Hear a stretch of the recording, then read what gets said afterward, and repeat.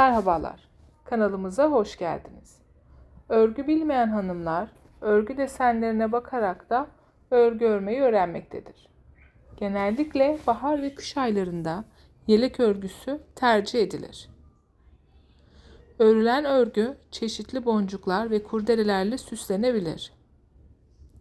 Son trendleri yakalayarak örgü örmeye başlamak ev hanımları için zevkli uğraşlardan biridir.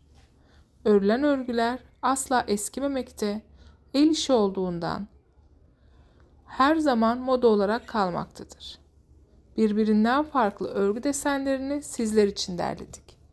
Bunun gibi ve daha fazlası için kanalımıza abone değilseniz abone olup bildirim zilini açmayı unutmayın.